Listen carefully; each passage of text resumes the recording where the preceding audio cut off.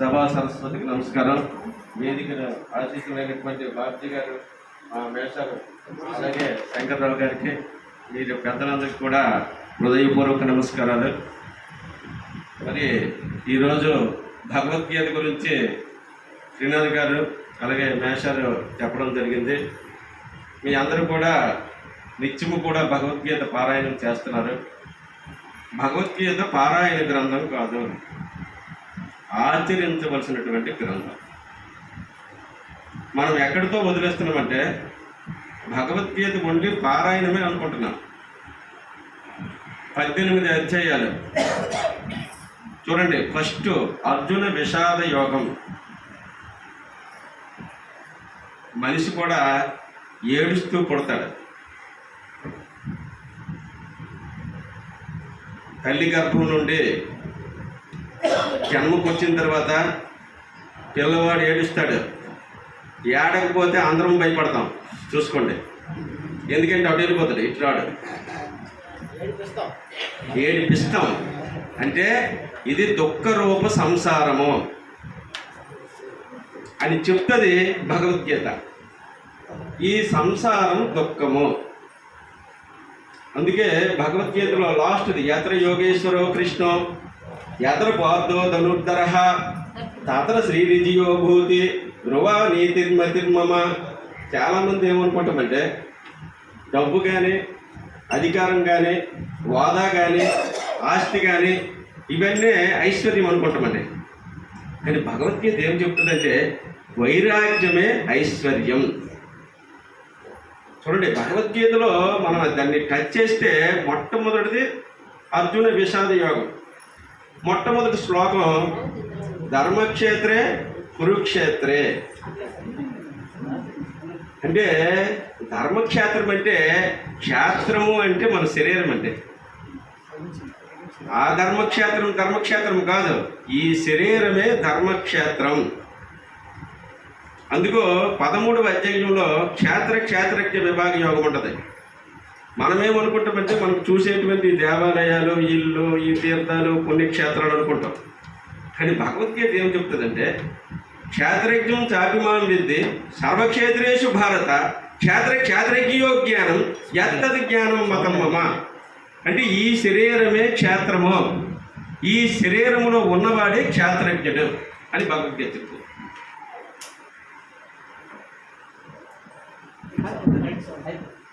అంటే భగవద్గీతని మనం పారాయణంగా తీసుకోవడం వల్ల ఈ విషయాలు ఏవి కూడా మనకు అర్థం కావట్లేదు. ఆ భగవద్గీతని మనం విచారణ చెయ్యాలి. చూడండి, తల్లి గర్భము నుండి ధనము తేడెవ్వడు, వెడలిపోయిన నాడు వెంట రాదు, లక్షాధికారైన లవణమన్నమ గాని మెరుగైన బంగారం మింగపోడు. చూడండి, ఎంతటి వాడైనా సరే మనం వచ్చినప్పుడు ఏం తేలేదు, తీసుకెళ్ళినప్పుడు ఏమీ తీసుకెళ్ళాం. ఇది చెప్తుంది భగవద్గీత. రెండవది సాంఖ్యయోగం. ఎప్పుడు రావాలి భగవద్గీత? అసలు ఏంటంటే ఫస్ట్ శ్లోకంలో నిమిత్తాన్ని చ పశ్యామి విపరీతాన్ని కేశవ నస శ్రేయోను పశ్యామి హత్వా స్వజనమాహవే. ఈ యుద్ధ భూమిలోకి వచ్చారు వీళ్ళందరూ. అర్జునుడికి వైరాగ్యం వచ్చిందండి. వీళ్ళందరినీ చూస్తున్నాడు, బంధువుల్ని, తాతల్ని, ముత్తాతల్ని, అన్నదమ్ముల్ని అందరినీ చూసి ఏంటి వీళ్ళందరినీ చంపేసి నేను ఏం చేసుకుంటాను, ఈ రాజ్యం ఏంటి, నాకాంక్ష విజయం కృష్ణ, నాకేంటి ఇదంతా, నాకెందుకు ఈ కాంక్ష అని ఎలాగొచ్చిందంటే వైరాగ్యం వచ్చిందండి. ఆ వైరాగ్యం వచ్చిన వాళ్ళకి భగవద్గీత బోధించమని చెప్తుందండి. వైరాగ్యం రాకుండా భగవద్గీత బోధన చేయడానికే కాదనేది పెద్దల యొక్క ఉవాచ. అప్పుడు చెప్పాడు కృష్ణుడు. అందుకే యత్ర యోగేశ్వరో కృష్ణో యత్ర పార్థో ధనుర్ధర తత్ర శ్రీవిజయో భూతి ధ్రువా నీతిర్మతిర్మమ. పొందికకు మరుగైన భూమిలోన దాచిపెట్టి, చూడండి చాలా జాగ్రత్తగా కూడా పెడతాడు. వీడికి తెలుసు మన బాడీ చెప్పేస్తుంటుంది, నాయన మొట్టమొదటి నోటీస్ ఏంటంటే బీపీ, నువ్వు జాగ్రత్త, your time is over, bell కొడతాడనమాట. భగవంతుడు కూడా మనకి ఇండికేషన్ ఇచ్చేస్తుంటాడు, మన బాడీలో ఆటోమేటిక్గా చెప్పేస్తుంటుంది. అప్పుడు కూడా భగవంతుడి గురించి ఆలోచించం. భగవంతుడి గురించి ఆలోచించే చెప్పే గ్రంథం భగవద్గీత. అంటే మనం చాలా ఈజీగా తీసుకుంటాం. అదే మన వేద భూమి, చాలా పవిత్రమైనటువంటి భూమి ఇది. మనం భగవంతుడికి అనేక పుష్పాలు ఏర్పాటు చేస్తాం, ఎక్కడెక్కడ ఉదయం నుండి సాయంత్రం వరకు. కానీ మంత్ర పుష్పం కానీ మీరు కరెక్ట్గా అర్థం చేసుకుంటే, అహింసా ప్రథమం పుష్పం, ఈ పుష్పాలన్నీ అతనిచ్చినవి, మనం సమర్పణ చేయవలసిందేంటి అహింస. అంటే ఏ జీవిని హింసించినా భగవంతుడికి నచ్చదండి. మూడోది కర్మయోగం. కర్మ మనం ఎలాగ చెయ్యాలి? నిహితం కురు కర్మత్వం కర్మజాయో యకర్మణ శరీరయాత్ర పెచదేన ప్రసిద్ధేది కర్మణ. ఇప్పుడు మనం చేస్తున్న కర్మలన్నీ కూడా మృత కర్మలు, అంటే చచ్చిపోయే కర్మలే చేస్తాను. అమృత కర్మ చేయగలరు. ఏది అమృత కర్మ? భగవంతుణ్ణి తెలుసుకున్నదే అమృత కర్మ, అదే నీతి కర్మ. మిగతాదంతా అనీతి కర్మ. అది భగవద్గీత చెప్తుంది. అంటే భగవద్గీత ఎంత సంక్లిష్టమైనటువంటి సమస్యల్లో మనం ఉన్నప్పటికీ కూడా, క్లిష్టమైనటువంటి సమస్యల్లో ఉన్నప్పటికీ కూడా ఈ భగవద్గీతను ఏం చేశారంటే, చనిపోయినప్పుడు వేయడం వల్ల ఇది ఏదో చచ్చిపోయినప్పుడు వేసిన గ్రంథంగా మనకందరికీ అయిపోయినటువంటి సందర్భం. ప్రతి ఒక్కరూ కూడా ఫస్ట్ ఏంటంటే వేదాలు వచ్చాయి. వేదాలు శృతులు, అవి లిఖితులు కావు, అర్థం కాలేదు. వేదాల తర్వాత ఉపనిషత్తులు వచ్చాయండి. కఠోపనిషత్తు ఏంటి, తైత్తరీయ ఉపనిషత్తు ఏంటి, అనేక రకాల ఉపనిషత్తులు వచ్చాయి. ఉపనిషత్తులు కూడా అర్థం కాలేదు.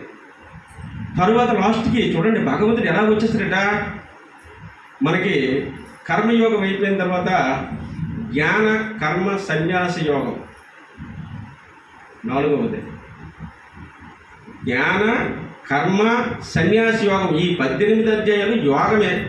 మనం కూడా చెప్పుకుంటాం యోగం అంటే కలయిక. ఎవరితో కలియాలి? పరమాత్మతో కలియాలి. మనమందరం ఎక్కడ వెళ్ళిపోయాము? ఇది ఒక ఇల్లు. మనం ఈ శరీరాన్ని తీసుకున్నట్లయితే ఇది ఒక ఇల్లు. ఇది ఈ ఇంట్లో మనం ఉన్నాం, కానీ ఇది మాత్రం మనం కాదని చెప్తుంది భగవద్గీత అండి.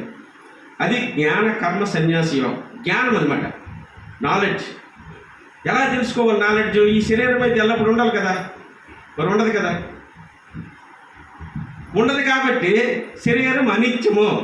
నిత్యానిత్య వస్తువేది ఆత్మ. ఈ ఆత్మ ఎలా ఉంది? జీవాత్మ ఈ శరీరములో ఉంది. దీన్ని ఎక్కడ కలపాలి? పరమాత్మతో కలపాలి అని చెప్పే గ్రంథం భగవద్గీత. చూడండి భగవద్గీత ఎంత దీనిగా. జ్ఞాన కర్మ సన్యాసం అయిన తర్వాత కర్మ సన్యాస యోగం. ఫస్ట్ది అర్జున విషాద యోగం. ఏడుస్తున్నాడు బిడ్డ, తల్లి గర్భం అసలైన నరకం ఏదంటే గర్భ నరకమేనండి. మలమూత్రాదుల్లో బంధించబడి జీవుడు, అక్కడ పూర్వజ్ఞానం ఉంటుంది. ఆ పూర్వజ్ఞానములో ఏటి నా జన్మ, 1000 కోట్ల జన్మలు అయిన తర్వాత, అనేక కర్మలు అనిపించిన తర్వాత 84 లక్షల జీవరాశుల్లో ఉన్నతమైనటువంటి జన్మ ఈ మానవ జన్మండి. అది మర్చిపోయి బతుకుతున్నాం. అది గుర్తు చేస్తుంది భగవద్గీత. చూడండి 6వది ఆత్మ సంయమ యోగం. లాస్ట్కి వచ్చేస్తుందండి. లాస్ట్కి ఏం చెప్తుందంటే, యస్తాత్మారతిరేవాషాత్ ఆత్మతృప్త్య ఆత్మసంతుష్ట తస్య కార్యం నవిద్యతే. నేను ఆత్మస్వరూపుడిని, అయమాత్మ బ్రహ్మ, అహం బ్రహ్మస్మి, సర్వం కల్వితం బ్రహ్మ. నేను బ్రహ్మస్వరూపుడిని. చూడండి మనందరము కూడా ఆత్మస్వరూపులం అందరము. కానీ మనం ఆత్మస్వరూపులని మరిచిపోయి దేహస్వరూపులుగా బతుకుతున్నాము. ఇది 6వది ఆత్మ సంయమ యోగం. మరి పొందిక మరుగంటే భూమిలోను దాచిపెట్టి దాన ధర్మంబు చేయక తుదకు ఎవరికి ఇస్తారు? దొంగలకి ఇద్దరు, దొరలకి ఇద్దరు. తేనె జుంటీగలు ఇయ్యవ తిరువరులకు భూషణ వికాస శ్రీధర్మపురి నివాస దుష్ట సంహార దురిత దూర. అంటే అద్భుతమైనటువంటి మహాత్ములు మన భారతదేశంలో జన్మించారండి. చాలా ఈజీగా చెప్పారు వాళ్ళు, చాలా ఈజీగా. మరి డబ్బు ధనం కూడబెడతాడు, కూడబెట్టి లాస్ట్కి ఎక్కడికి వెళ్ళిపోతుంది? దొంగలకు, దొరలకు. చూడండి, తేనె పట్టి ఎలాగైతే తేనెటీగలన్నీ కూడబెట్టి లాస్ట్కి ఎవరో వచ్చి కొట్టుకెళ్ళిపోతారు. ఆ తేనెటీగలకు అందదు. అలాగే ఎవరైనా సరే ఏనుగు కుంభస్థలాలు, పాతివ్రత్యము కలిగినటువంటి స్త్రీ శరీరము, లోబి ధనము వాళ్ళ దీహం ఉన్నంత వరకు స్వాధీనం కావండి.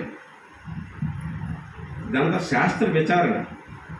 అందుకే భగవద్గీత ఏం చెప్తుందంటే, యాగశాస్త్ర విధి ముచ్చుజ్య వర్తతే కామకారత నసిద్ధి మవాప్నోతి నసుఖం నపరం నా గతి అన్నదండి. ధర్మం చెప్తుంది. ఏ ధర్మం?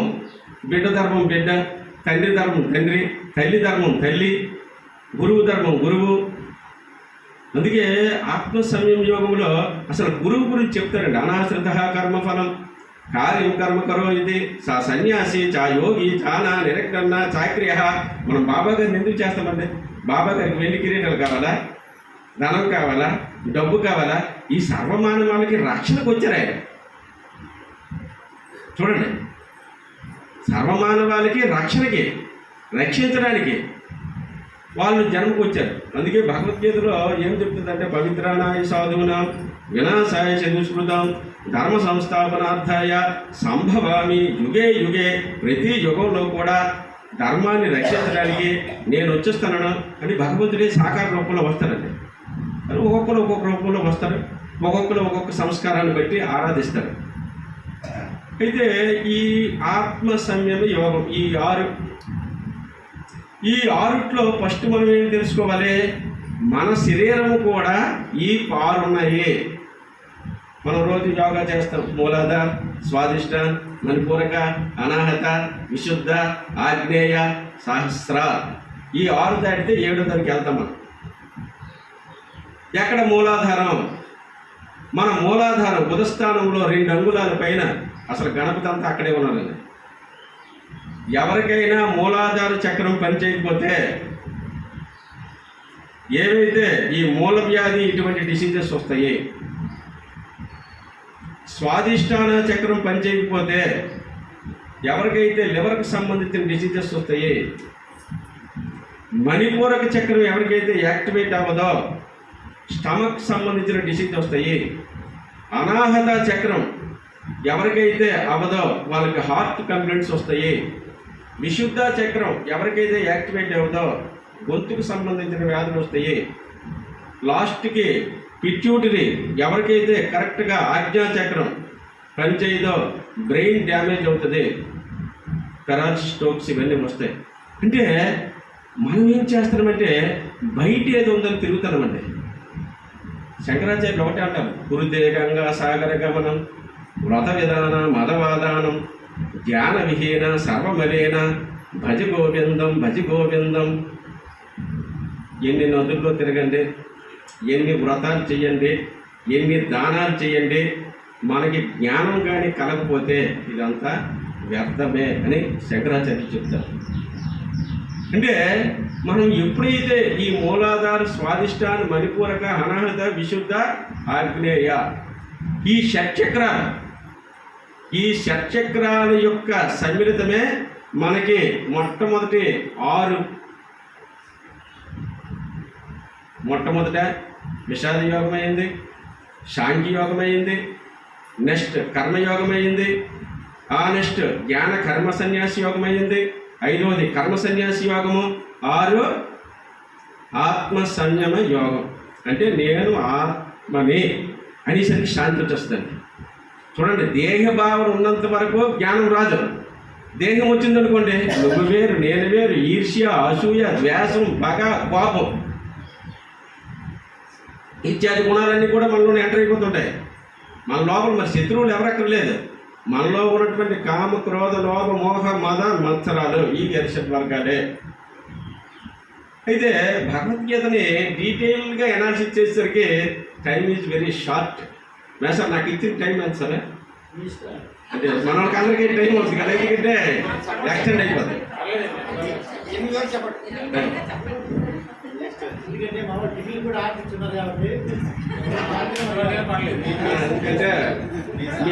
ఎందుకంటే time is very most important. అయితే ఆత్మ సంయమ యోగం అయితే మనకి 6 అధ్యాయాలు. మీద స్టూల్ ఉంటుంది, స్టూల్ ఉంటుంది. నెక్స్ట్ ఆత్మ సంయమ యోగం మనకు 6 అధ్యాయాలు అయిపోయాయి. ఇక 7వ అధ్యాయం 8, 9, 10, 11, 12. 12వది ఫస్ట్ తెలుసుకోవాల్సిన యోగం భక్తి యోగం. అసలు భక్తి అంటే ఏంటి? మనం చూడండి ఎంత యాతన పడుతుంటుందో.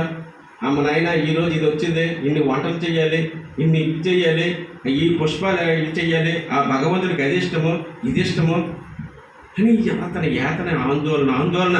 అంటే చూడండి ఎక్కడో భగవంతుడు ఉన్నాడని మనం ఎదుగుతూ ఉంటాము, అంతా అశాంతే. భగవద్గీతలో భక్తి యోగం కనుక మీరు చదివితే ఆయన చక్కనైనటువంటిది. అద్వేష్ట సర్వభూతానం మైత్ర కరుణ యావచ నిర్మమో నిరంకార సమ దుఃఖ సుఖ క్షమి మద్భక్తస్య మే ప్రియ అని చెప్పారండి. చూసారా? అద్వేష్ట సర్వభూతానం, నువ్వు ఏ జీవిని ద్వేషించినా నన్ను ద్వేషించినట్టుగే. మైత్ర, వాళ్ళతో స్నేహం చేయి. కరుణ కలిగి ఉండు. నిర్మమో నిరంకార, మమకారం కానీ అహంకారం కానీ రెండూ ఉండకూడదు. ఏది ఉంటే అదే మనకు కట్టిపడేస్తుంది. మమకారం ఉన్న అటువంటిదే, అహంకారం ఉన్న అటువంటిదే. నిర్మమో నిరంకార సమ దుఃఖ సుఖ. ఏదో అనే ఈశ్వరార్పితమే. దుఃఖం కానీ సుఖం కానీ. ఎందుకంటే ఈ శరీరం అనిత్యమని చెప్తుంది భగవద్గీత. ఇది నిత్యానిత్యం ఉత్సవం కాదు. ఇది శరీరం దేనికి వచ్చింది? మనం ఈ జన్మ సార్థకత చేసుకోవడానికి ఈ శరీరం వచ్చిందని భగవద్గీత మనకు అందిస్తుందండి.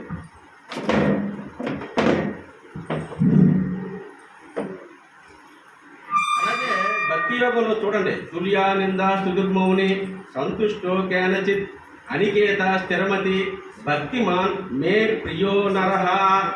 నువ్వు ఎవరిని చూడండి, ఎవరిని ఏ విధమైనటువంటి మనం పరుష పదజాలంతో ఎవరు తిట్టినా మనం కుంగిపోకూడదు, ఎవరు పొగిడినా పొంగిపోకూడదు.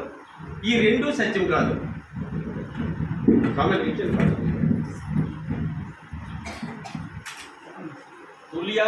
తుల్యా నిందా స్తుతిర్మౌని సంతుష్టో కేనచిత్ అనికేత స్థిరమతి భక్తిమాన్ మే ప్రియో నరహ.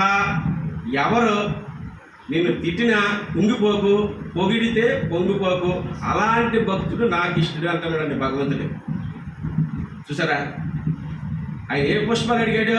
అహింసా ప్రథమం పుష్పం, పుష్పం ఇంద్రియ నిగ్రహ.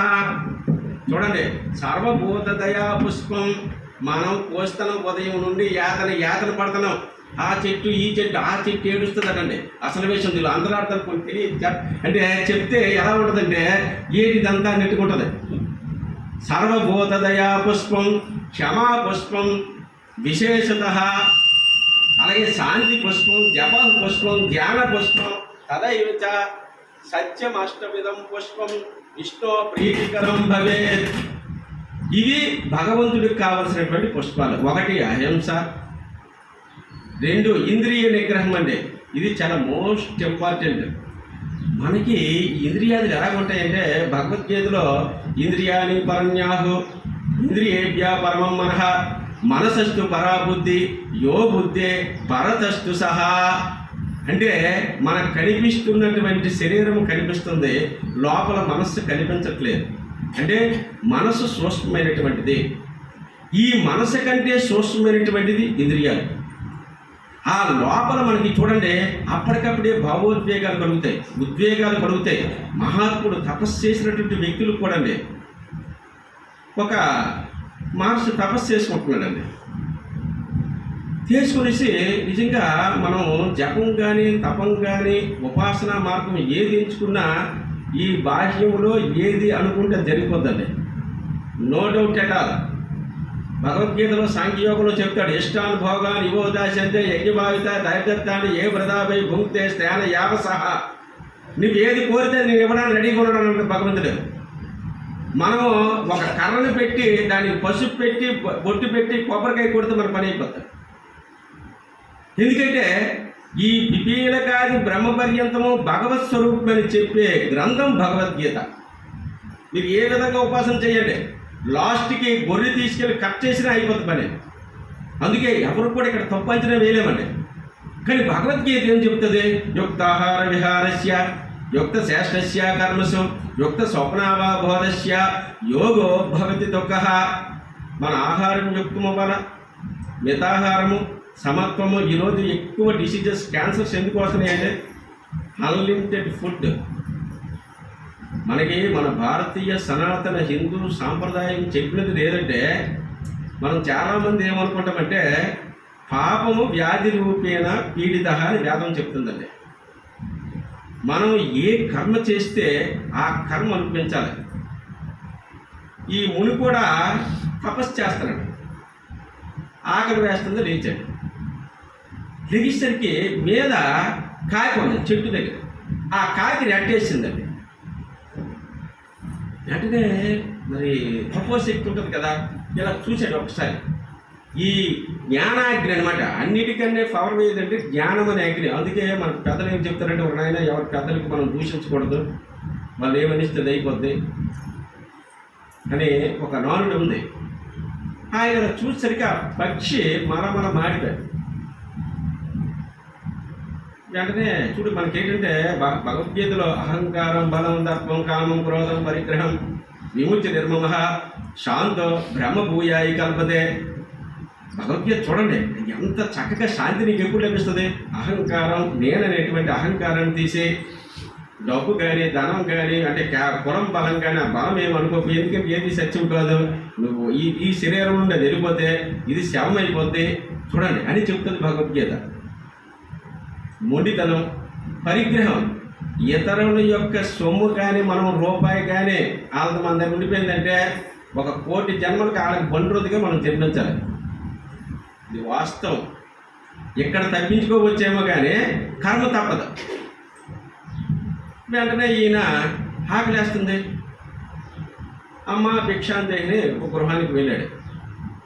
ఆవిడ మహాసాధ్వి.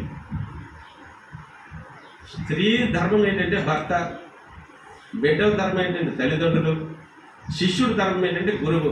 ఈ ధర్మాలు కానీ లేకపోతే మనం ఎంత ఆధ్యాత్మిక జిజ్ఞాస ఉన్నా, ఎన్ని నదులు అంటే పుణ్యక్షేత్రాలు తిరిగినా, ఎన్ని వ్రతాలు చేసినా, ఎన్ని దానాలు చేసినా శూన్యం. మొట్టమొదటి ఏంటంటే తల్లిదండ్రుల యజ్ఞం, స్త్రీకి భర్త యజ్ఞం. ఆ భర్తను విస్మరించి మనం ఎన్ని గుడులు ప్రదక్షిణ చేసినా మనకి శూన్యము అనేది చెప్తుంది భగవద్గీత అండి. అయితే ఆమె స్వామి నమస్కారం చేసి ఆసనం వేసి ఉచిత ఆసనం వేసి కూర్చుని పెట్టి, నా భర్త వచ్చారు, భర్తకి సపరివారి చర్యలు చేసిన తర్వాత మీకు ఆహారం తీసుకొస్తాను కూర్చుని పెట్టించారు. ఇక్కడ ఎప్పటికీ ఆవిడ రావట్లేదు, కాలాతీతం అవుతుంది, తట్టుకోలేకపోతున్నాడండి అతను. కర్మ సూక్ష్మాతి సూక్ష్మంగా కర్మలు ఉంటాయండి. అందుకే భగవద్గీతలో కర్మణ్యేవాధికారస్తు మా ఫలేషు కదాచన మా కర్మఫల హేతుర్భు మా దోస్వంగ స్వకర్మనే. మనకి కర్మ చేయటం అధికారం ఉంది కానీ ఫలితం మన చేతిలో లేదు. ఈజీ గాడ్, భగవంతుడి చేతిలోనే ఫలితం ఉందండి. భగవద్గీత ఒక ఎన్సైక్లోపీడియా, ఒక సమగ్రమైనటువంటి గ్రంథం. భగవద్గీతను మనం కూలంకషంగా అధ్యయనం చేసి మన నిత్య జీవితంలో అన్వయిస్తే ప్రపంచంలో ఆడికంటే గొప్పవాడు ఇక్కడ ఎవరు లేదండి. అందుకే భగవద్గీతలో తపస్విద్యాదికో యోగి జ్ఞాని యోగి మదోదిక కర్మి విద్యాదికో యోగి తస్మాది యోగి భవార్జున. ఓ అర్జున, కృష్ణుడు చెప్తున్నాడు, తపస్సు చేసేవాడి కంటే తపస్విద్యాదికో యోగి, కర్మి పిత్యాదికో యోగి, నువ్వు కర్మ చేసేవాడి కంటే జ్ఞాని యోగి మధోదిక, జ్ఞానం ఉన్నోడి కంటే తస్మాత్ యోగి భవార్జున, నువ్వు యోగి కమ్ము. డైరెక్ట్ అంటే అర్జునుడికి కాదండి, మనకు చెప్తున్నాడు కృష్ణుడు. నాయన మీరు యోగులు అవ్వండి. యోగం అంటే ఏంటి? కలయిక. ఏది కలెక్ట్ చేయాలి? ఈ జీవాత్మని పరమాత్మలో కలిపేటువంటి ప్రక్రియ. భగవద్గీతలో మనందరికీ ఉంది ప్రాణాయామం. అపానే ప్రాణం ప్రాణే పానం తదాపరే ప్రాణాపానగతి రూప ప్రాణాయామ పరాయణ. ఇందాక 6 అధ్యాయాలు మనం చెప్పుకున్నాం. మూలాధార, స్వాదిష్టాన్ని, మణిపూర, కనాథ, విశుద్ధ, ఆగ్నేయ. ఇది సహస్రారం అండి. మీరు ఎప్పుడైనా పిల్లలు ఎవరైనా చిన్నపిల్లలు పుడితే ఇక్కడ టచ్ చేస్తే మెత్తగా ఉంటుంది. అంటే ప్రాణవాయువు లోపల నుండి వెళ్తుంది, బ్రహ్మరంధ్రం అంటారు. అలాగే మన ఎండింగ్ స్టేజ్లో కూడా ఈ విధంగా కానీ ప్రయాణం జరిగితే వాడే ఈ సృష్టిలో గొప్పడు. అది ప్రయాణం చేయడానికే ఈ మార్గాలన్నీ కూడా. ఇవి నవరంధ్రాలు.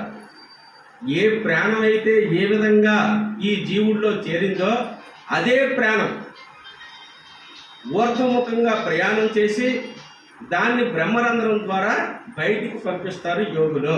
అది యోగం అండి. అప్పుడు మాత్రమే పరమాత్మ తత్వంతో ఐక్యమవుతుంది. అందుకే భగవద్గీతలో యోగి యుంజీత సతతం ఆత్మానం రాశిస్థిత ఏకాకి యథచిత్తాత్మ నిరాశేర పరిగ్రహ. మహాత్ములు బాబా గారు, రాఘవేంద్ర స్వామి, ఒక రమణ మహర్షి, వీళ్ళందరూ కూడా వాళ్ళు ఏం చేశారు? యోగి యుంజేత సతతం ఆత్మానం, నిరంతరము నేను ఈ శరీరాన్ని కాదు, నేను ఆత్మనే, నేను ఆత్మనే, నేను ఆత్మనే. వాళ్ళు నిరంతరము తప్పించారండి. అది తపస్సు. చూసారా? తపస్సు అంటే కళ్ళు మూసుకొని కూర్చోవడమో, ఉశ్వాస నిశ్వాసం నియంత్రించడమో కాదు. యస్తాత్మారతిరేవా షాత్ ఆత్మతృప్త్య ఆత్మ సంతుష్ట తస్య కార్యం నా విద్యతే. ఎప్పుడైతే నేను ఆత్మను అనుకున్నామో మనలో ఈర్ష్యాసూయ ద్వేషాలు ఉండవు, పాపం పగ ఉండవు, కామక్రోధ లోభ మోహ మదమత్సరాలు ఉండవు. ఉన్నదంతా భగవంతుని యొక్క స్వరూపమే. ఏది చూసినా భగవంతుడే కనిపిస్తాడండి మనకి. ఏది చూసినా ఈచ్ అండ్ ఎవ్రీథింగ్ పిపీల గారి బ్రహ్మ పర్యంతము కూడా భగవత్ స్వరూపమే కనిపిస్తుంది. అలాంటి భగవత్ తత్వాన్ని బోధిస్తుంది భగవద్గీత. అయితే మనలో పంచ ప్రాణాలు, ప్రాణము, అపానము, సమానము, ధ్యానము, ఉదానము, ఈ 5 పంచ ప్రాణాలు అంటారండి. మనిషి లాస్ట్ స్టేజ్లో కూడా ఈ 5 ఒకటవుతాయి. అందుకే భగవద్గీతలో అగ్నిజ్యోతి రహ శుక్ల షణ్మాస ఉత్తరాయణం తత్ర ప్రియాత గచ్చంతి బ్రహ్మ బ్రహ్మ విదోజన. నిజంగా భగవద్గీతలో మన జీవితం, మానవ జీవితం ఎలాగ మనం ధన్యమవ్వాలి, ఈ జన్మ సార్థ, మళ్ళీ జన్మ వచ్చామంటే కర్మ ఉంటుందండి. మళ్ళీ జన్మ ఉంటే కర్మ ఉంటుంది. ఇందులో ఈ స్వామికి ఆకలిస్తుంది, కోపం అనమాట. భగవద్గీతలో కూడా మీరు చదువుంటారు. క్రోధాత్ భక్తి సమ్మోహ సమ్మోహ స్మృతి విభ్రమ స్మృతి భ్రంశాత్ బుద్ధినాశాత్ బుద్ధినాశాత్ ప్రణశ్యతి. అంటే ఒక పాపం వల్ల ముందు మనకేటవుతుంది, మనలోనే బ్లడ్ ప్రెషర్ పెరిగిపోతాయి, 70,000 నాట్లు బరస్ట్ అయిపోతాయి. చూడండి, ఆటోమేటిక్గా క్రోధాద్భక్తి సమ్మోహ, మనలోని ఎక్కడ లేనటువంటి నియంత్రణ లేనటువంటి అదుపు లేనటువంటి ఉద్రేకాలు వచ్చేస్తుంటాయి. స్మృతి విభ్రమ, ఆటోమేటిక్గా మెమరీ డెడ్ అయిపోతుంది, జ్ఞాపక శక్తి నశించేస్తుంది. ఆటోమేటిక్ బుద్ధి పోతుంది. బుద్ధి ఎప్పుడైపోయిందో అది పతనం అయిపోద్ది.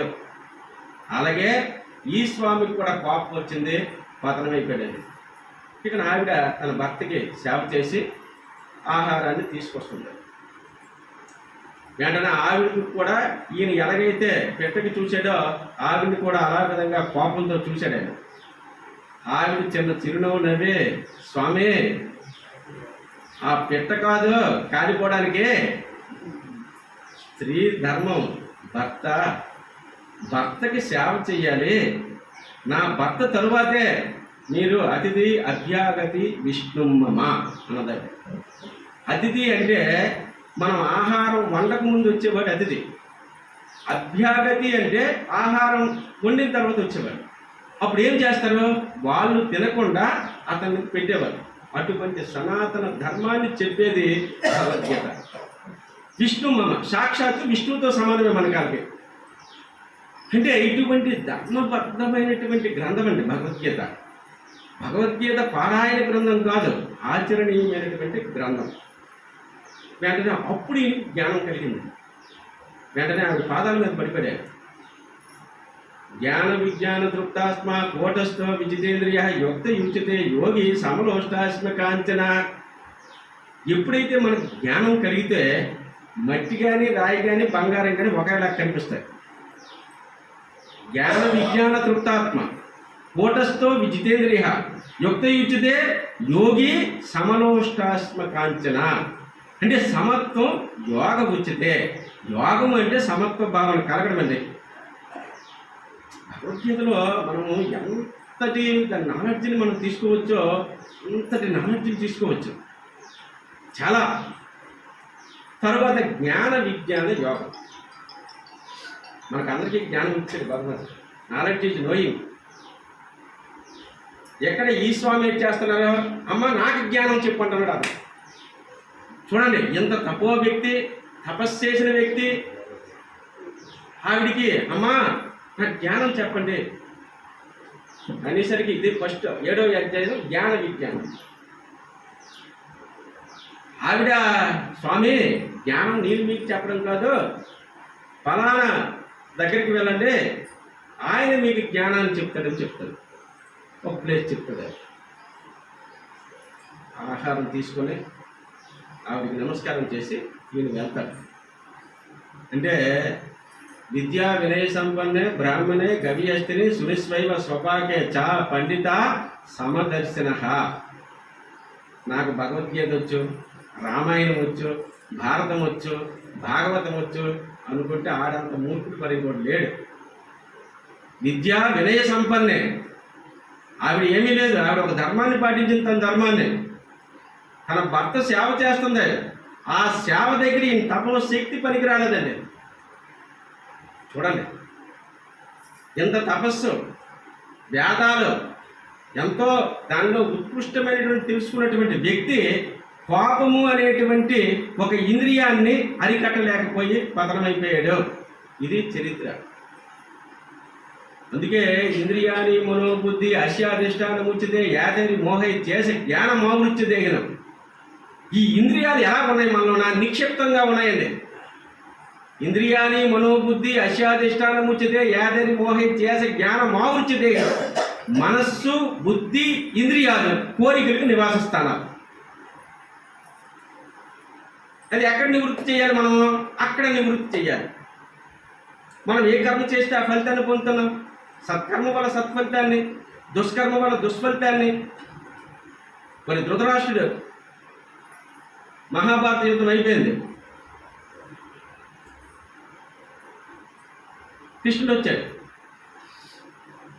ధృతరాష్ట్రుడు అడుగుతాడు, స్వామి నువ్వు సాక్షాత్తు పరమాత్మ కదా, మరి మహాభారత యుద్ధంలో ఇంత హింస జరుగుతుంది, నా బిడ్డలందరూ చచ్చిపోతారని తెలుసు కదా, మరి నువ్వు ఆపొచ్చు కదా అని అన్నాడండి. అయ్య బాబు, నాలో లేదు కర్మ, నేను తాత్కాలికమైన వ్యక్తినే, ఇది నువ్వు చేసుకున్న కర్మ, నీ ఫలితం నీకు వచ్చింది అన్నాడు. నేనేం చేశాను అన్నాడు. నువ్వేమీ లేదు, నువ్వు 51 జన్మలకు ముందుకెళ్తే నువ్వు ఒక పోయివాడివే. నీ వృత్తి పక్షుల్ని వేటాడటమో, ఒక చెట్టు మీద ఒక 101 గుడ్లు ఉన్నాయి, ఆ 101 గుడ్లని నీ బాణంతో సన్నిధించి పాడు చేసావు, అందుకు ఈరోజు నీ 101 మంది 100 మంది దుస్తులతో 101, ఈ 100 మంది చనిపోయారు అని చెప్తాడు. చూడండి, 51 జన్మల ముందు ధృతరాష్ట్రుడు చేసినటువంటి కర్మ. అయితే అడిగాడు, ఆయన డౌట్ వచ్చింది, అయితే ఈ 100 మంది చనిపోవడానికి మరి 51 జన్మలు నాకెందుకు అన్నాడు.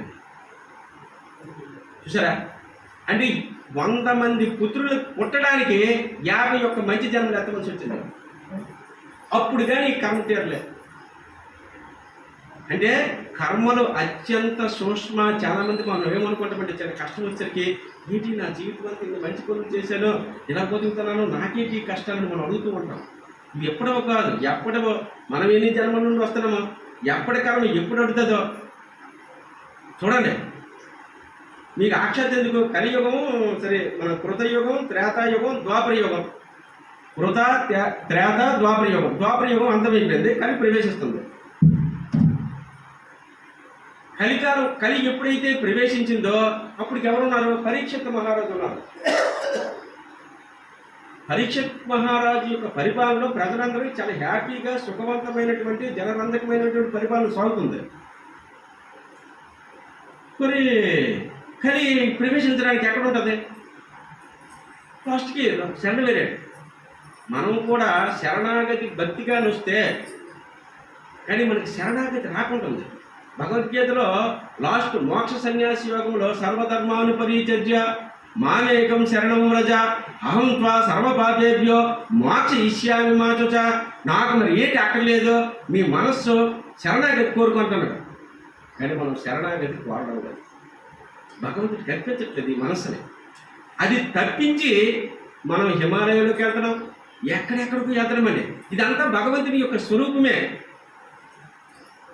కానీ మనం ఏం చేస్తున్నాము? ఏది అర్పించమంటున్నాడో అది అర్పించకుండా మిగతా యాటిట్యూడ్స్ అన్నీ మనం చేస్తాము. అందువల్ల భగవంతుడి గురించి మనకు అర్థం కాదు. చూడండి, ఎందుకు అర్థం కాదు? ఆయనకి శబ్దస్పర్శ రూపరసబంధాలు లేవు, ఆయన గుణరహితుడు, గుణాలు లేవు. ఇప్పుడు ఏదైనా మన చెట్టు, ఇప్పుడు ఇక్కడే మనం తీసుకోండి, బాబా గారిని తెచ్చి ఇక్కడ మనమే పెట్టాము, మనమే పూజ చేస్తున్నాము. పూజ చేసిన తర్వాత అవన్నీ తీసి మళ్ళీ గంగలో కలిపేస్తున్నాము. ఇదంతా ఎవరు చేస్తున్నాము? మనమే చేస్తాము. కానీ మనమని మనం అనుకోము. చూడండి, కరోనా టైం తీసుకోండి, మనం వెళ్ళకపోతే ఎక్కడైనా ఏదైనా ఉందా అంటే యు ఆర్ ఈజ్ గాడ్ అని చెప్తుంది భగవద్గీత అండి. చూడండి, ఇది ఎంత ఎలాగా నమ్మశక్యం కానిట్టుగా ఉంటుంది. ఒక నాయన నువ్వే భగవంతుడివే. మనం చైతన్యం, మనలో ఉన్నటువంటి విశ్వాస నిశ్వాసాలు జరుగుతున్నాయి, ప్రాణాపాన సమాన ఉదాహరణ జ్ఞానం జరుగుతున్నాయి, 72 వేల నాడులు స్పందిస్తున్నాయి.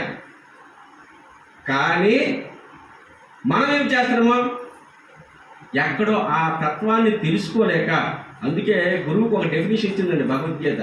తద్విద్య ప్రాణిపదేన పరిభసనైన సేనయ ఉపదేశంతే జ్ఞానం జ్ఞానిని తత్వదర్శిన.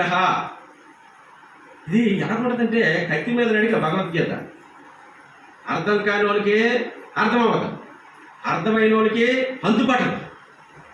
చూడండి, అంతా తెలిసినట్టుగా ఉంటుంది. ఒకనొక సందర్భంలో ఒక క్యాండిడేట్ నాకు ఒక అసిస్టెంట్ ప్రొఫెసర్గా చేస్తాడు. ఆయనకి చిన్న వైరాగ్యం వచ్చింది. మేసారా, మీరు నాకేంటి తెలియదు, మీకు నేను శిష్యుడిని అయిపోతున్నాను.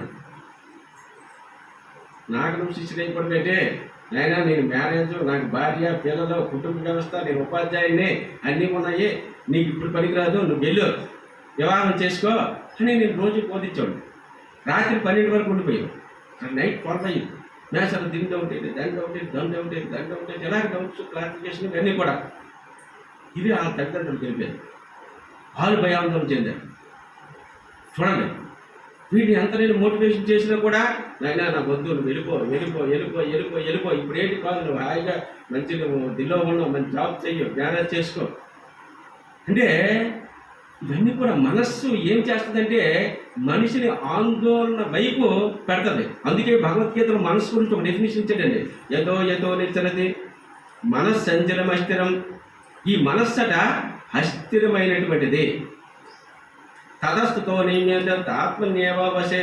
ఈ మనసుని ఏం చెప్పాలి? మనందరం కూడా ఈరోజు భగవద్గీత అదో రామ్మోహన్ నిమిషం పిలాలే, ఇక్కడ చెప్పించాలి అని మీరు అందరూ ఈ మనస్సు పెట్టారు కాబట్టి ఈ కార్యక్రమం జరుగుతుంది. ఇదే మనసు లేకపోతే దేర్ ఇస్ నో వే. అంటే దీని అన్నిటికీ కారణం ఏంటి? మనస్సు. మన మనస్సు ఆధీనం ఉంటే మనంత గొప్పలు ఈ ప్రపంచంలో లేదండి. అయితే ఈ మనసు ఏది పతనం చేస్తుంది? ఇంద్రియాలను పతనం చేస్తున్నాయి. ఇంద్రియాలు మనసా, ఏ ఇంద్రియాలు? కామ, క్రోధ, లోభ, మోహ, మద, మత్సరాలు. ఇవందరికీ కూడా ప్రతి ఒక్కరిని పతనం చేసేవి అవే. కాబట్టి ఇవి నియంత్రణ చెయ్యండి అని చెప్తుంది భగవద్గీత. మరి ఆవిడేం పంపించింది?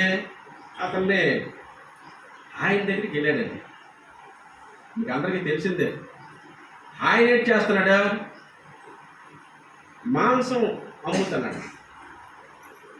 ఎంత అయినా సద్బ్రాహ్మణుడు, ఒక తపోశక్తి సంపన్నుడు, పాపం వల్ల ఆవిడేంచి జ్ఞానం బోధించమంటే ఆవిడ ఇంకొక దగ్గరని పంపించింది. ఈయన అసహించుకుంటున్నాడు, ఆయన మాంసం అమ్ముతున్నాడు. ఆయన ధర్మ వ్యాధులు మీ అందరికీ తెలిసిందే. చీటి నేను బ్రాహ్మణుడిని, నాకేటి గతి, ఆవిడ ఎక్కడికి వెళ్ళమన్నదే అనుకుని మొత్తం మీద ఆవిడ వెళ్ళమన్నది కదా. అమ్మ నమస్కారం పెట్టాడు. స్వామి నమస్కారం అన్నాడు. స్వామి మీరు ఉండండి, నా పని అయిపోయిన తర్వాత నేను మాట్లాడుతున్నాను. ఆయన అక్కడ ఏంటి దుర్గంధపూరితమైనటువంటిది, అది బ్రాహ్మణుడు, సద్బ్రాహ్మణుడు, ఆ వాసన పట్టలేదు, అయినా భరించుకుని ఉన్నాడండి. ఇదే మనస్సు. మనకు కూడా ఏదైనా సాధించాలంటే భగవద్గీతలో అనన్యా చింతయంతో మాం చేతను పరిపాలిస్తే తేజాం నిత్య యుక్తానం యోగక్షేమం వహామ్యమనిసండి. నాయన నా యందు ఆయన ఏమేమి చెప్పలేదు, మనసు పెట్టమంటున్నాడు. అనన్యా చింతయంతో, అనన్యమైనటువంటి భక్తి ఎవరుకుంటే వాళ్ళ యోగక్షేమాలు నేను చూసుకుంటున్నాడు ఆయన. కానీ మనం అనన్యమైనటువంటి భక్తి ఒక మిగతాదంతా మనం చేస్తున్నాం. అనన్యా చింతయంతో ఆయన నువ్వు నిద్ర కాదు, దేవ చేయి, ఏ కర్మ చేయి, ఏది చేసుకున్నా మనసు నా యందు పెట్టు, అది చెప్తుంది భగవద్గీత. ఇక ఈ ధర్మవ్యాధి రేట్ చేస్తాడు. తన పని అయిపోతే స్వామి రండి అని ఇంటికి తీసుకెళ్తాడండి. ఇంటికి తీసుకెళ్ళి ఆయన కూడా ఉచితాసనం వేసి కూర్చుని పెడతాడు. లోపల నా వృద్ధులైన తల్లిదండ్రులు ఉన్నారు, వాళ్ళకి శుశ్రూష చేసి నేను మీ దగ్గరికి వస్తానని కూర్చుని పెట్టాను. లోపలికి వెళ్ళి తల్లిదండ్రులు సేవ చేశాడు. అయిపోయిన తర్వాత వచ్చాడు. స్వామి ఆవిడ మీ దగ్గరికి వెళ్ళమన్నారు అంటే ఇది జ్ఞాన విజ్ఞాన యోగం 7వది. 8వది అక్షర పరబ్రహ్మ యోగం, అక్షర బ్రహ్మ యోగం. 9వది రాజవిద్య రాజభూషి యోగం అండి. అప్పుడు అక్షరం అంటే ఎవరో భగవంతుడు అక్షరం, మిగతా అందరూ నష్టమే. చూసుకోండి, మనం అక్షరాలు రాస్తున్నాం, అక్షరమే భగవంతుడు అని చెప్పే యోగం అక్షర బ్రహ్మ యోగం. ఇక్కడ జ్ఞాన విజ్ఞాన యోగం అయింది. అతను వచ్చాడు, జ్ఞానం వచ్చింది. విజ్ఞానంకి ఎక్కడికి వచ్చాడు? అక్కడికి వచ్చాడు, ధర్మవ్యాధుడి దగ్గరికి. ఇక ధర్మవ్యాధుడు అప్పుడు చెప్పాడు భగవద్గీతలో యజ్ఞశిష్టాచన సంతో ముచ్చంది సర్వకృపజై గుంజతే త్వగం ఏ భజించాత్మ కారణాత్. అసలు అంటే మనం యోగా చేస్తున్నాము, ఆసనాలు వేస్తున్నాము. మొట్టమొదట నేను 1987లో ఈ యోగా స్టార్ట్ చేశానండి. ఇప్పుడు మీరు ఏదైతే చేస్తున్నారో 1987లో మొట్టమొదటి ప్రారంభం చేశాను నేను బెలగాం బంగారం కొండ గుడి దగ్గర. అయితే మరి అప్పటికి మేము 4 o'clockకి వెళ్ళి చేసేవాళ్ళం. 4 గంటలకు ఫస్ట్ ఈ కపాలభాతి, భస్త్రిక, ఆసనాలు ఇవన్నీ కూడా అప్పుడే టైం. దీనిలో ప్యూరిఫికేషన్ అవ్వాలి.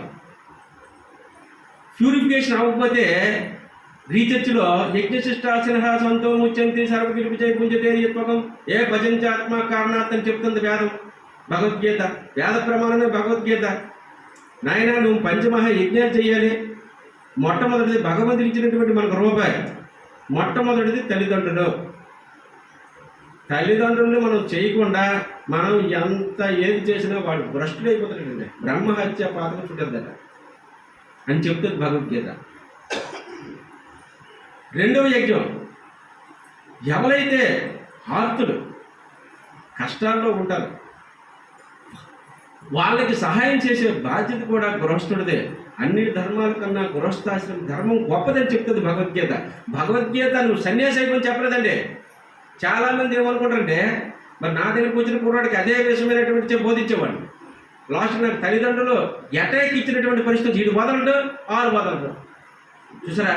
అంటే ఒక్కొక్కసారి ఆధ్యాత్మికమైనటువంటి శక్తి ఎలా ఉంటుందో చెప్పలేం.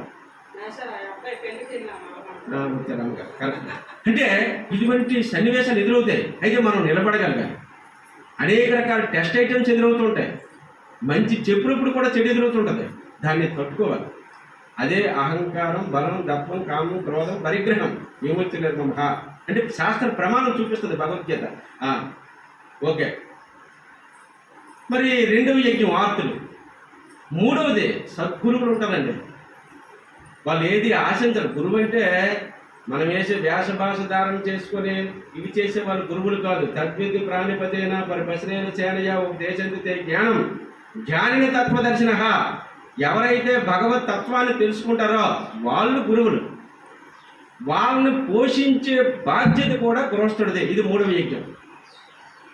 నాలుగవ యజ్ఞం, ఎవరైతే ఇప్పుడు మనకు ఉన్నటువంటి ప్రాథమికమైనటువంటి యజ్ఞయాగాదులు కానీ, పూజలు కానీ, ఆరాధనలు కానీ, వీటికి సంబంధించి దేవాలయాల నిర్మాణాల్లో కానీ, ఎందుకంటే ఇవన్నీ సత్కర్మలు, అది నాలుగవ యజ్ఞం. అది కూడా గృహస్థాశ్రమ ధర్మమే. సన్యాసికి లేవండి ఇవన్నీ కూడా, గృహస్థుడికే ఉన్నాయి. మన జన్మ అదృష్టం. గృహస్థాశ్రమ ధర్మములో చక్కగా ధర్మాచరణగా బ్రతకడం అదృష్టం అండి. అయితే ఐదవ యజ్ఞం, మన చుట్టూ నివసించేటువంటి చూడండి, బాబా గారి గుడి దగ్గర ఎప్పుడు కుక్కలు ఉంటాయి. బాబా గారు ఎప్పుడు కూడా పశువులకి, పక్షులకి, కుక్కలకి ఆహారం వేసేవాళ్ళు. అది ఐదవ యజ్ఞం. అంటే భగవంతుడు మనకు రూపాయి ఇచ్చితే ఆ రూపాయిలో ఈ పంచమహా యజ్ఞాలు కానీ చేస్తే వాడికి రోగం ఉండదు. రోగం ఉంది అంటే ఇవి మనం చేయలేదు. This is fact. ఏం చెప్తుంది వేద ప్రమాణం? ఇప్పుడు సత్యం అనమాట. యజ్ఞశిష్టాశిన సంతో ముచ్చంతి సర్వగిలుపు చేయి పుంజితే త్వకం ఏ భజించాత్మ కారణాత్. నువ్వు పంచమహా యజ్ఞాలు చేయి అని చెప్తుంది భగవద్గీత. కానీ భగవద్గీత చెప్పింది మనం ఆచరించం. ఆ శ్లోకమే తెలియదు మనకి, చదవము. మన ఇంట్లో ఉంటే ఎక్కడో ఒక దేవుడు ఫోటో ఉంచినట్టుగా ఉంచుతున్నాం తప్ప దాని లోపలికి వెళ్ళట్లేదు. అమ్మాయినా భగవద్గీత టచ్ చేయకండి. భగవద్గీత చనిపోయినప్పుడు చదవాలి. భగవద్గీత నిత్యంగా చదవాల్సినటువంటి నిత్య పారాయణ గ్రంథం అండి. ఎప్పుడైతే అది చేసామో మనం పుణ్యాన్ని భుజిస్తున్నాడు. అలాగే చేయకుండా ఎవరైతే తనకి ఇచ్చిన ఇంద్రియ నిగ్రహానికి లేకుండా తన ఇంద్రియాదులకి తన పోషణకు ఉపయోగిస్తున్నాడో వాడు పాపాన్ని భుజిస్తున్నాడు. పాపం వ్యాధి రూపేణ పీడిత. అందుకే చాలామంది ఏంటి, మేము చేశాను, నాకు హార్ట్ స్ట్రోక్ వచ్చిందేంటి, నాకు బ్రెయిన్ హెమరేజ్ వచ్చిందేంటి, నేను రోజు యోగా చేస్తున్నాను లేదా స్ప్రెడ్ చేస్తున్నాను. ప్రశాంతస్య పరమాత్మ సమాయత శీతోష్ణ సుఖదుఃఖేషు దాదా మానవ మానయో. ప్రశాంతస్య పరమాత్మ సమాయత. భగవంతుడికి కావలసింది మనస్సు. ఆ మనస్సుని భగవంతుడి యందు మనం లగ్నం చేయగలగాలి. చూడండి, ప్రశాంతస్య పరమాత్మ సమాయత. అప్పుడు ఎప్పుడైతే భగవతత్వంలో మనం ఐక్యమయ్యామో శీతోష్ణ సుఖ దుఃఖేశం. ఎందుకంటే మనకి ఇది సత్యం తెలిసిపోతుంది. ఇది సత్యం కాదు. ఏది సత్యం కాదు? అన్నదమ్ములు మాయ. చూడండి, మన ముందు మనం అందరం కలిసి ఉంటాం. ఒకటి ఉంది, శంకరాచార్య చెప్పారండి, ఏకవృక్ష సమారోఢ నానా వింశతి విహంగమ. ఒక చెట్టు దగ్గరికి సాయంత్రం వేసరికి అనేక పక్షులు వస్తాయి. వాళ్ళతో చూసుకోండి మీరు ఎప్పుడైనా. సాయంత్రం వేసరికి ప్రభదే క్రమశో యాంతి అంటే తెల్లవారిసరికి మళ్ళీ ఏటి మట్టుగా వెళ్ళిపోతాయి. సేమ్ డిటో అంటే మనం కూడా అన్నదమ్ములు మాయ, ఆలుసుకులు మాయ, తండ్రి మాయ, తండ్రి మాయ, తాను మాయ, తెలయనీదు మాయ అని చెప్తుంది భగవద్గీత అండి. కానీ మనం ఏం చేస్తున్నామో ఈ మోహం పెంచుకున్నాం. యథాదే మోహకలితం బుద్ధిర్వేతన తదాకంతా నిర్వేదం శ్రోతవశ్య శృతశిష. మనం అందరం ఎక్కడ కూరుకుపోయామంటే ఈ మోహం అనే ఊపిలో కూరుకుపోయామండి. నా భార్య, నా పిల్లలు, మా అమ్మ, మా నాన్న, నా ఇల్లు, ఇవేమీ శాశ్వతం కాదు. భగవద్గీత చెప్తుందండి. చూసారా భగవద్గీత ఎంత ఈజీగా చెప్పేస్తుందో. ఇది సత్యము కాదు. ఏవి మనం సత్యం అనుకుంటున్నామో అవి ఏమీ సత్యం కాదు. ఏది సత్యమో? అసతోమ షడ్గమయ. అసత్ ఈ దేహం అసత్, ఆత్మ షత్. అందుకే యస్తాత్మరత్రియవాస ఆత్మతృప్త్య ఆత్మ సంతుష్ట తస్య కార్యం అయ్యితే. నెక్స్ట్ది రాజవిద్య రాజగుహ్యం అండి.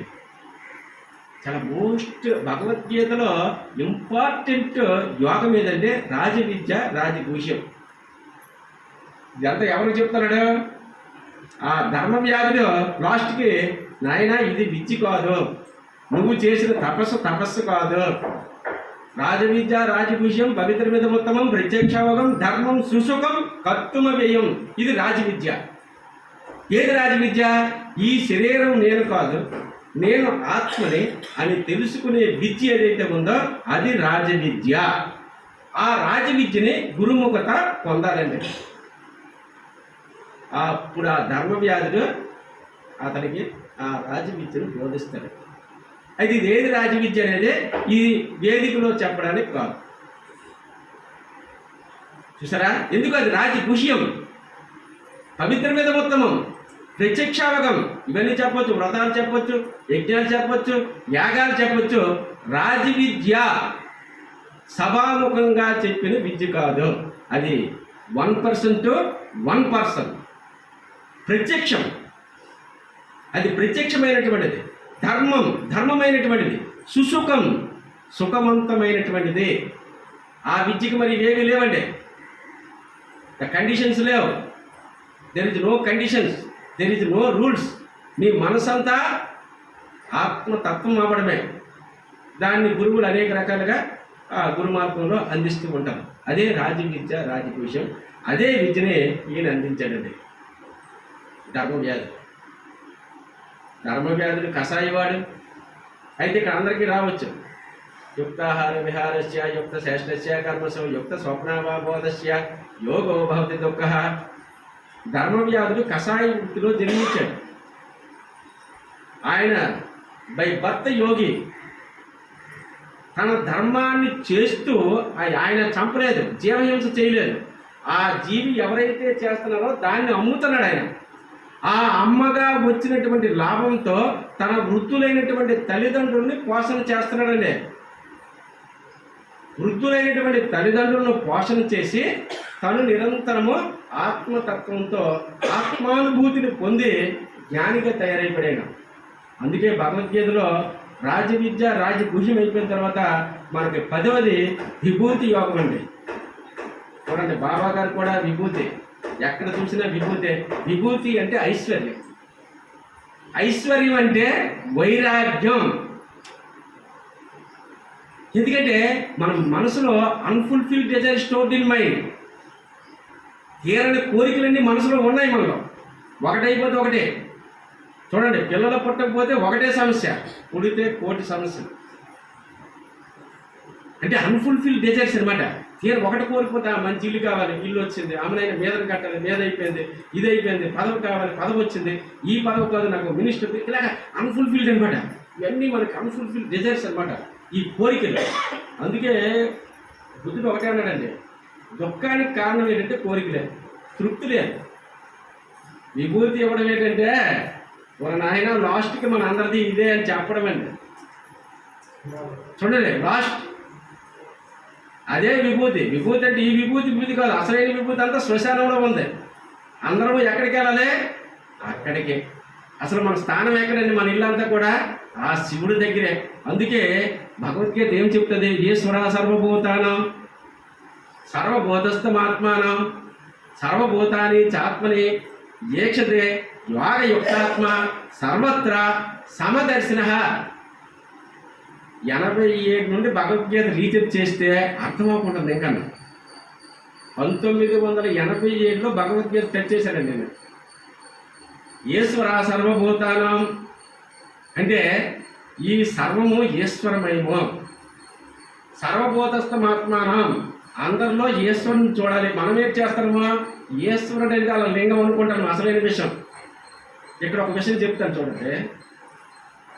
భక్త కబీర్ ఉన్నారండి. కబీర్ భక్తుడు, చాలా భక్తుడండి. అతను ఆయన గురువు రామదాస్ గారు. ఆయనకి ఏంటంటే ప్రతిరోజు ఈశ్వర అభిషేకం చేయడం అనమాట. బ్రాహ్మీ కాలంలో అతను అభిషేకం చేస్తారు ప్రతిరోజు. మరి గురువుకి శిష్యుడు సప్రవారి చెల్లించే గురువుకి ఏం కావాలి? డైరెక్ట్ చేయాలా అంటే అప్పుడే గోవు నుండి తీసినటువంటి పాలుని ఆయన అభిషేకం అందేవారు 4 వేసరికి. ఇది రోజు దినచర్య. ఒకరోజు ఏం చేసాడు ఈయన? ఇవ్వలే కబీర్. ఏంటి ఇదంతా కూడా? ఏంటి టైం అయిపోతుంది, గురువుగారు 4 వేసరికి అభిషేకం చేస్తారు. గురువుగారు గంట 5 అయిపోయింది రాలేదు. వెంటనే మరి తట్టుకోలేదు, బయటకు వచ్చాను. ఏడీడని ఎక్కడా కనిపించడం, ఆవు అక్కడే ఉంది. అసలు ఇది ఎక్కడే చూడలేదు, ఇది మైండ్ పోయింది. మనస్సు ఏదో నిచ్చరితే మనస్సు సంచలనం మధ్యరం. మనకి తెలియనిటువంటి ఎంతటి జ్ఞానికైనా సరే అన్ఎక్స్పెక్టెడ్గా లోపల ఉన్నటువంటి బలహీనతలు ఏదో ఒక రోజు బయటకు వచ్చేస్తాయండి. అవి సశేషంగా నివృత్తి అయితే తప్ప శాంతి లభించదు. వెంటనే ఆయన పరిగెడుతున్నాడు. లాస్ట్కి ఒక చచ్చిపోయిన ఆవు దగ్గర కూర్చున్నాడండి. ఈ కబీర్ ఏంటి ఎక్కడ ఉన్నాడు? చచ్చిపోయినటువంటి ఆవు దగ్గర పాలు తీయడానికి కూర్చున్నాడు.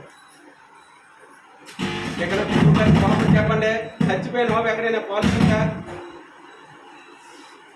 ఇక్కడ గురువు గారికి పట్టరానిటువంటి కోపం వచ్చింది. కర్ర తీశాడు ఆయన. అవునరా, నీకు బుర్ర బుద్ధి ఉందా లేదా?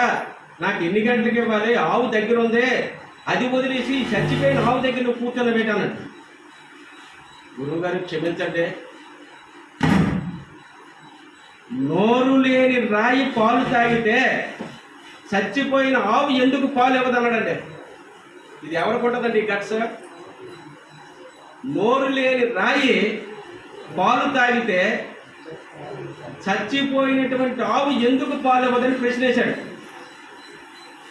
అందుకే శ్రేయోహి జ్ఞానం అభ్యాసాత్ ధ్యానం విశిష్యతే ధ్యానాత్తు కర్మఫలత్యాగ త్యాగ శాంతిరనంతరం.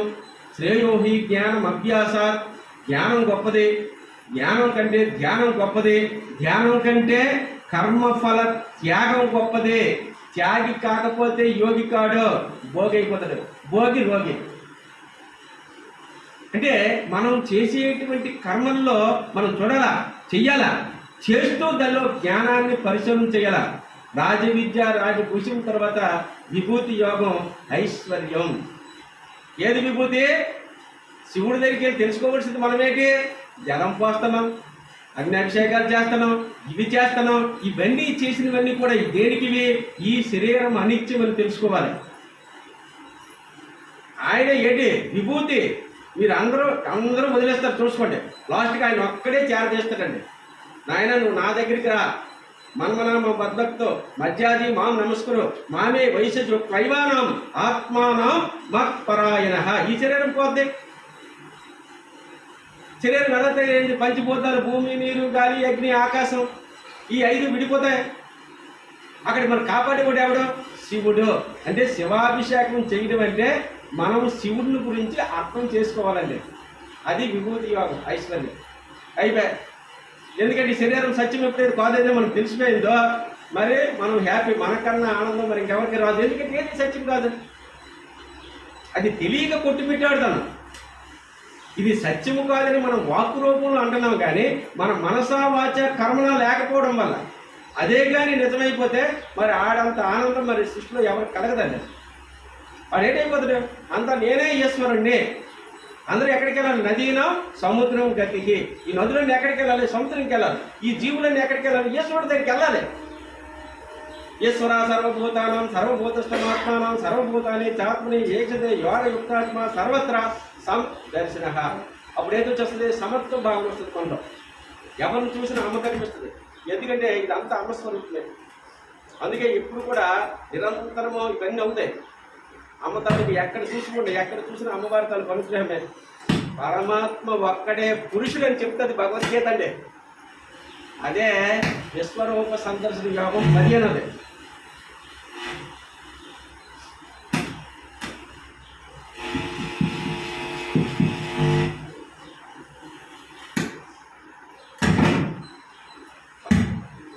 అంటే మనం ఎలా వచ్చారంటే భగవద్గీతని అధ్యయనం చేసరికి మన తాలూకా జీవనాన్ని భగవద్గీతని 2 అధ్యయనం ఇది టఫ్ సబ్జెక్ట్ అనమాట. చాలా పిహెచ్డి కోర్స్. భగవద్గీత అనేది ఒక పిహెచ్డి కోర్స్ అండి.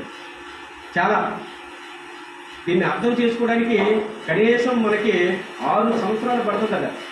దీన్ని అధ్యయనం చేయడానికి 6 years పడుతుంది. అంత ఈజీగా ఒకేసారి వచ్చేటువంటి గ్రంథం కాదు. అయితే లాస్ట్ మనకి ఇప్పుడు ఏదైంది?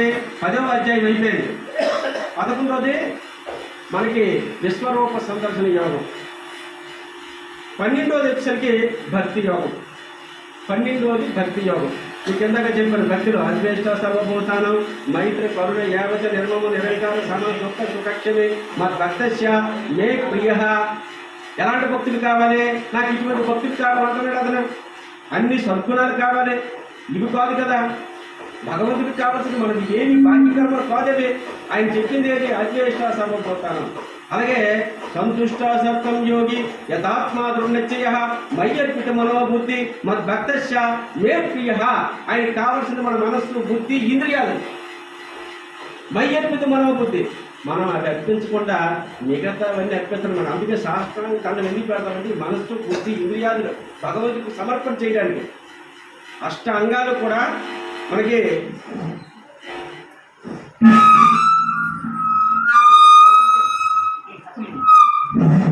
అంటే సంతుష్ట సత్యం యోగి యథాత్మా దృఢనిశ్చయ మయ్యర్పిత మనోబుద్ధి మద్భక్తస్య మే ప్రియ.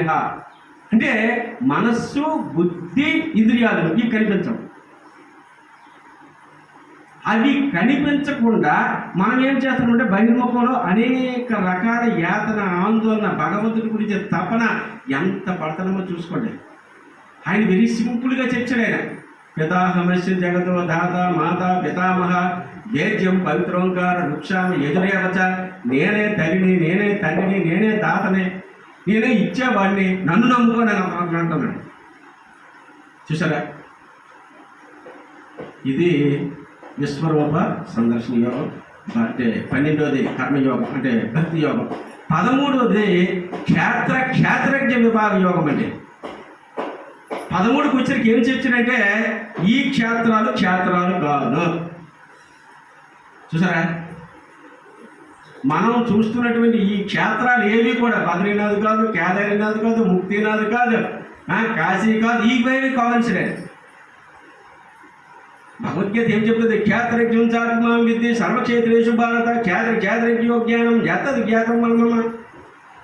నాయన ఇది క్షేత్రము, ఇది దేహో దేవాలయ జీవో సనాతన ప్రోక్త. ఈ దేహమే దేవాలయం, దిల్లో ఉన్న జీవుడే దేవుడు. ఇదే 13వ క్షేత్రజ్ఞ విభాగ యోగం. అంటే మనం అజ్ఞానం వల్ల ఏం చేస్తామంటే ఇప్పుడు చూసారా, ఇది చాతక పక్షి ఉంటుంది. చాతక పక్షికి దాహం, అది ఆ వర్షపు నీరు పడేటప్పుడు మాత్రమే తాగుతుంది తప్ప మిగతాప్పుడు తాగదు. అలాగే ఒక యోగి ఆ భగవంతుడితో నిరంతరము ఉంటాడు. ఎందుకంటే మనము జన్మ రాయిత్యం జ్ఞానం అని చెప్తుందండి. 13వది క్షేత్ర విభాగం. మనం దేనికి వచ్చామంటే ఈ సంసారము దుఃఖము, సంసారం సాగరం ఘోరం తత్తుమిత్తు యోనరహ వేదానాం సమాసాధ్య హారం జాతి సుఖేన సహా. ఈ సంసారమైనటువంటి అంటే సముద్రాన్ని ఈది వచ్చి కానీ ఈ సంసారాన్ని ఈదడం కష్టం. అయితే దీన్ని ఎలా ఈదాలి? ఏదో ఒక నావ, రామాయణం పట్టుకుంటావో, భారతం పట్టుకుంటావో, భాగవతం పట్టుకుంటావో. రాముడికి కూడా 15 సంవత్సరాలకు వైరాగ్యం వచ్చిందండి. చూడండి, మనం ఏమనుకుంటామంటే రాముడు ఇంత పరిపాలన చేశాడు అనుకోండి. రాముడికి 15 సంవత్సరాలకి 15 at the time of 15 years కానీ వైరాగ్యం వచ్చిందండి. పలకడం, ఒలగడం, నిద్రపోవడం, తినడం ఎలా ఉంటుంది చూడండి. అందుకే రాముడు ఎక్కడ దేవుడు చెప్పుకున్నది, దశరథాత్మజుడిని, నేను దశరథుని యొక్క తనయుడిని, దశరథుని యొక్క తనయుడిని చెప్పుకున్నాడు రాముడు. అంటే రాముడిలో మన క్వాలిటీని చూడాలి. 15 సంవత్సరాలకు వైరాగ్యం వచ్చింది అతనికి. మరి శంకరాచార్యులు అంటారు, రంగం గణితం ఫలితం మొండం దశర విహీన జాతం తొండం వృద్ధో యాది గృహీత్వాదండం తదవని ముంచ ఆశాపిండం అంగం. ఈ శరీరం శిథిలమైపోతే అందరికీ తెలుసండి. ఫలితం మొండం, జుట్టు వెలిసిపోతుందని తెలుసు. దశర విహీన జాతం తొండం, పళ్ళు ఊడిపోతాయని తెలుసు. వృద్ధో యాది వృద్ధుడైపోతాడు, 3వ కరువు అనలేడు. కానీ తదవని ముంచ ఆశాపిండం, కానీ ఆశ చంపకుంటుంది. మనలో ఉన్నటువంటి డిజైర్స్ చంపకుంటున్నాయి. ఇంకా యాతన, ఆందోళన. అంటే మన జీవితం ఎలా అయిపోతుందంటే మనకు మనమే స్వయం కృతాపరాధం అండి.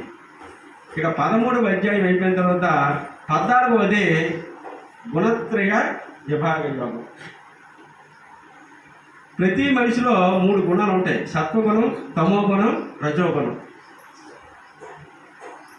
ఆహారం యొక్క సూక్ష్మ రూపమే మనస్సు అండి.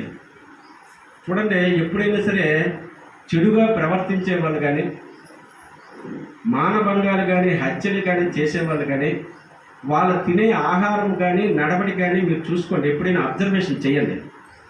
వాళ్ళు డిఫరెంట్ యాటిట్యూడ్స్ ఉంటాయి, డిఫరెంట్ ఆహారం ఉంటుంది. అంటే ఆహారం యొక్క సూక్ష్మ రూపమే మనస్సు. మనం సాత్విక ఆహారం తింటే సాత్వికమైనటువంటి మనస్సు వస్తుంది. రజోగుణ సంబంధమైనటువంటి ఆహారం తింటే రజోగుణం కలుగుతుంది. తమోగుణ ఆహారం తింటే తమస్సు. వాడు మరి చెప్పడం మన ఈ సృష్టిలో వాడు చేసినటువంటి అకృత్యాలు మరి ఇన్ని అన్నీ ఉండవు. అయితే మనం ఈ స్టేజ్ ఆధ్యాత్మిక మార్గానికి వచ్చేసరికి ఈ గుణత్రయ విభాగ యోగం ఏం చెప్తుందంటే, మనం సాత్వికమైనటువంటి ఆహారాన్ని తీసుకోవాలి.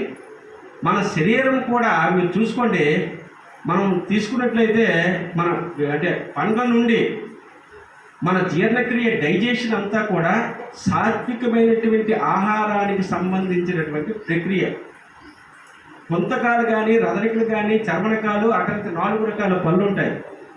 అదే మాంసాహారం తిన్న జీవులకి ఏంటుంటాయి అంటే కోర దంతాలు ఉంటాయి, చీల్చేవి ఉంటాయి. అలాగే ఆహారంలో కూడా మనకి టైలిన్, ఆహార వాయిక, దీనిలో ఉన్నటువంటి చలనాలు కానీ కూడా ఆహారాన్ని సమ్మిళితం చేసి జీర్ణక్రియ చేసేటువంటి వేగవంతమైనటువంటి ప్రక్రియ అంతా కూడా సాత్వికమైనటువంటిదే. మన లోపల డైజెషన్ సిస్టమ్ అంతా కూడా. మరి మనం ఏం చేస్తున్నాము? ఏ జీవి అయినా చచ్చిపోతే దాన్ని మనం ఏమంటామండి? శవం అంటాం. మరి శవాన్ని మనం చూస్తే బయలుపడతాం కదా. మరి ఆ శవాన్ని మనం ఎక్కడికి పంపిస్తున్నాం? భగవంతుడు ఎక్కడ ఉన్నాడు అంటున్నాం? భగవంతుడు మన లోపలే ఉన్నాడు అని చెప్పే గ్రంథం భగవద్గీత. మరి అలాంటి భగవంతుడి దగ్గరికి మనం ఈ ఆహారాన్ని పంపించడం వల్ల మనలో వచ్చేటువంటి ఆలోచనలు తమోగుణం, రజోగుణ సంబంధమైనటువంటి ఆలోచనలు ఏర్పడుతూ ఉంటాయి. మరి ఎటువంటి ఆలోచనలు ఏర్పడితే అటువంటి కర్మలు చేస్తాం. ఎటువంటి కర్మలు చేస్తే అటువంటి ఫలితాలు మనం పొందుతామండి. చూసుకోండి, మరి ఇక్కడ కలి ప్రవేశించాడు, పరీక్షితుడి దగ్గరికి వచ్చాడు. పరీక్షిత్ మహారాజు ఒకటి అన్నాడు, ఎక్కడైతే జోదం ఆడతారో అక్కడికి వెళ్ళారు, ఎక్కడైతే హింస చేస్తారో అక్కడికి వెళ్ళు, ఎక్కడైతే తాగుతారో అక్కడికి వెళ్ళు, ఎక్కడైతే వ్యభిచారం ఉంటుందో అక్కడికి వెళ్ళు.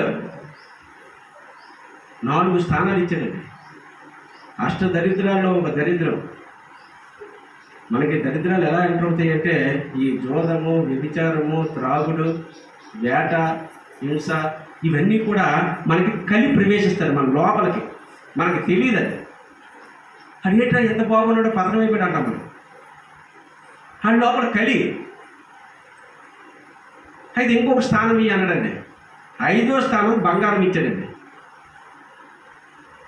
పరీక్షిత్ మహారాజు. అంటే ఇది ఏ విభాగ యోగం చెప్తున్నాను? గుణత్రయ విభాగ యోగం.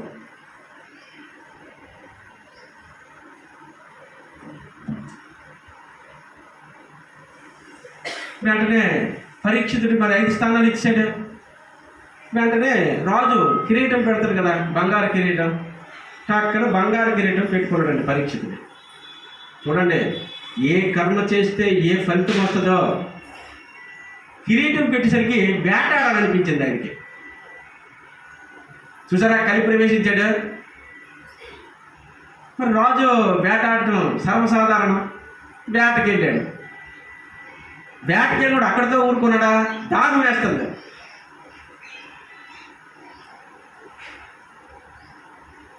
ఇప్పుడు దాహం వేసినోడు సేవకులు ఉంటారు, ఎవరి నుండి నీరు తెప్పించవచ్చు, ఏదో ఆజ్ఞాపించవచ్చు. కానీ అక్కడ ఒక మహర్షి తపస్సు చేసుకుంటున్నాడండి. ఆయనే శమీక మహర్షి. ఆయన తపస్సు చేసుకుంటుంటే ఈయన వెళ్ళాడు అక్కడికి. చూడండి, అహంకారం ఎలాగుంటుందో. నేను అనేటువంటి అహంకారం మనిషిని ఎంత పతనం చేస్తుందో. ఆయన హాయిగా తపోనిష్టలో చక్కగా తపస్సు చేసుకుంటుంటే ఈయన వచ్చి అక్కడ లెగలేదు, మహారాజు నేను వచ్చాను ఇలా కూర్చున్నాడు అనేసి వెంటనే స్టార్ట్ అయ్యింది ప్రాబ్లం. చూశాడండి చుట్టూ ఒక చచ్చిపోయిన పాము ఉంది అక్కడ. ఆ పామును తీసాడు, ఆయన మెడలో వేసాడు. చూడండి ఎలాగ కలి ప్రవేశిస్తుందో. చచ్చిపోయిన పాము ఆ శమీక మహర్షి జప తప ధ్యానాదుల్లో ఉంటే అది తీసుకుని ఆయన మెడలో వేశాడు. వేసేసరికి అక్కడ ముని కుమారులు చాలామంది మునిపాలు ఉన్నారు. వాళ్ళు ఆశ్చర్యపోయారు. ఈయన పరీక్షిత్ మహారాజు చాలా గొప్పవాడు, ప్రజలందరినీ కన్నబిడ్డల వల్లే చూసుకున్నాడు, ఇదేంటి వీడికి విధమైన విపరీతమైన బుద్ధి కలిగింది. ఇక్కడ వాళ్ళు వెళ్ళి ఆ శమీక మహర్షి కుమారుడు శృంగి ఆయనకు చెప్పారు, ఎవరైనా సరే దేన్నైనా సహిస్తాం, కానీ మన తల్లిదండ్రులను తిట్టినా తల్లిదండ్రులు కొట్టినా అది కంటిన్యూ ఫ్యాక్షనిస్టులు వచ్చి ఎలా అవుతారంటే ఇలాగే వాళ్ళని చంపుతారు వాళ్ళని ఇలా ఉండిపోతాయి మనసులో. ఇక్కడ శృంగికి కోపోద్రిక్తుడైపోయాడండి. మా నాన్నగారు జప తప ఆయన చేశారా, ఆయన చక్కగా ఆయన ధ్యానం చేసుకుంటున్నారు, తపస్సు చేసుకుంటున్నారు, కాబట్టి ఏ పాము అయితే వేసాడో ఆ పాము ద్వారా 7 రోజుల్లో మరణిస్తాడు అని శాపం పెట్టాడు. చూడండి ఏ కర్మ చేస్తే ఏ ఫలితం వస్తుందో. ఎంత మహారాజు 5 వరాలు ఇచ్చాడు ఆ కలికి. ఆ కలి ఇతనిలో ప్రవేశించింది, లాస్ట్కి ఇతనే మరణం తెచ్చుకున్నాడు. అప్పుడు జ్ఞానం వెలిగిందండి. ఇది గుణత్రయ విభాగం. గుణాలు అంటే ఏ గుణంతో మనం ఉంటే ఆ ఫలితాలు వస్తాయి. అందుకే భగవద్గీతలో యజదాచరతి శ్రేష్ఠ తత దేవోదరోజన సా యత్ప్రమాణం కురితే లోకష్టదని వర్తతే. ఎవరు ఉత్తములు ఆచరిస్తారో అది మనం ఆచరిస్తాలి, పెద్దలు ఏది చెప్పారో అది మనం ఆచరించాలి. అంతే తప్ప మూఢ నమ్మకాలు కానీ ఆచారాలు కానీ సాంప్రదాయాలు కానీ కట్టుబాట్లు కానీ విలువలు కానీ అవన్నిటినీ మనము జ్ఞానం ద్వారా పరిశీలన చేసి ఏది సత్యమో ఏది అసత్యమో మన నిత్య జీవితంలో ఆచరించాలి. ఇక నెక్స్ట్ గుణత్రయ విభాగం అయిపోయిన తర్వాత మనకి ఎన్నోదంటే ఖ్యాతం అయిపోయింది. 13వది 14 గుణత్రయ, 15 పురుషోత్తమ యోగం అండి. ఈ పిపీలకాది బ్రహ్మ పర్యంతము స్త్రీ యొక్క స్వరూపమే. ఒక్క పరమాత్మే పురుషుడండి. పరమాత్మ ఒక్కడే పురుషుడు. అక్కడికి చేరాలి మనం. అందుకే భగవద్గీతలో అభిచేతు దురాచారో భజతే మామనన్య భాగ సాధురేవ సమంతవ్య సామ్యక్ వ్యవసితో యశ అంటాడు.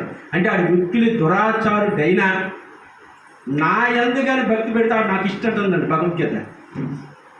ఆడు మిక్కిలి దురాచారుడు. అభిచేతు దురాచారో భజతే మామనన్య భాగ సాధురేవ సమంతవ్య సమ్యక్ వ్యవసితో యశ. ఆడు మిక్కిలి దురాచారుడైనా భగవంతుడు ఎందుకు ఉంటే ఆడు నాకు ఇష్టం. అంటే భగవంతుడు ఉన్నాడు, మరి ఇంకేం దురాచారాలు చేస్తాడు? అది మనసంతా భగవంతుడి వైపు ఉందండి. భగవంతుడి వైపు ఎప్పుడైతే మనసు ఉందో వాడు దురాచారాలు చేయడం. అంటే మన మనస్సంతా ఎక్కడ పెట్టాలి? భగవంతుడి వైపు మళ్లించాలని చెప్పే గ్రంథం భగవద్గీత. పురుషోత్తమ యోగం 15. ఇక నెక్స్ట్ 3 అధ్యాయాలు ఉన్నాయి మనకి. 16 దైవాస్వర సంపద్ విభాగ యోగం. ఇక భగవంతుడు ఎప్పుడైతే మనకి ప్రత్యక్షం అయిపోయి తెలుసుకున్నామా మనలోని ఏ గుణాలు వస్తాయి? దైవీ గుణాలు వస్తాయి. మనలో ఉన్నటువంటి రాక్షస గుణాలు ఏవి? కామ క్రోధ లోభ మోహ మదమత్సరాలు, ఈ అరిషడ్ వర్గాలే రాక్షస గుణాలు. మన ప్రసాద సౌమ్యత్వం మౌనమాత్మ వినిగ్రహ భావ సంశుద్ధిరిచ్చేత తవో మానసముచ్యతే. మన ప్రసాద సౌమ్యత్వం అంటే మనలో తెలియకుండా ఆ స్మూత్ కండిషన్స్ వచ్చేస్తాయండి. ఎప్పుడైతే భగవతత్వాన్ని మనం పొందామో ఆ భగవతత్వాన్ని దర్శించడం. ఎందుకంటే భగవంతుడు మీకు ఎవరైనా నాకు కనిపించారంటే చాలా తప్పండి. ఎందుకంటే ఆయనకు రూపం లేదు. భగవంతుడు శబ్ద స్పర్శ రూప రసగ్రంథాలకి అతీతుడు. అవి ఏవి ఉన్నాయంటే అది మన మనస్సే. మనం ఒక ఉపాసన చేస్తాం, బాబా గారి పూజ చేస్తాం, బాబా గారు మనకు కనిపిస్తారు, ఇది మనస్సు రిఫ్లెక్ట్ అవుతుంది. అలాగే అమ్మవారిని చేస్తాము, అమ్మవారు కనిపిస్తుంది. ఇవంతా కూడా మనస్సు. ఎందుకు భగవంతుడికి శబ్ద స్పర్శ రూప రసగ్రంథాలకి అతీతుడు భగవంతుడు. ఆయనకు లేవు గుణాలు, లేవు. మనకున్న ఈ గుణాలు సత్వతమో రజో గుణాలు. భగవంతుడు వీటన్నిటికీ అతీతుడు, గుణాతీతుడు. అంటే భగవంతుడు ఒక శూన్యము. గుణత్రయ విభాగ యోగం అంటే ఎక్కడైతే ఇది దైవాసుర మనలో ఏ గుణాలు రావాలి? దైవీ గుణాలు. రాముడికి 15 సంవత్సరాలకి వైరాగ్యం వచ్చింది. ఆయనలో ఏ గుణాలు వచ్చాయి? దైవీ గుణాలు వచ్చాయి. దైవీ గుణాలు. చాలామంది మీరు ఆలోచించండి, మనం అనేక రకాల మోహాలు, ఏవైతే అనేక రకాలు, మాతర్ నాస్తి, బంధు నాస్తి, అర్థం నాస్తి, గృహం నాస్తి, తస్మాత్ జాగ్రత్త. ఇవన్నీ కూడా మనందరికీ తెలిసినవే. తెలియకపోదండి మనం ఏది తీసుకెళ్ళమో అనే విషయం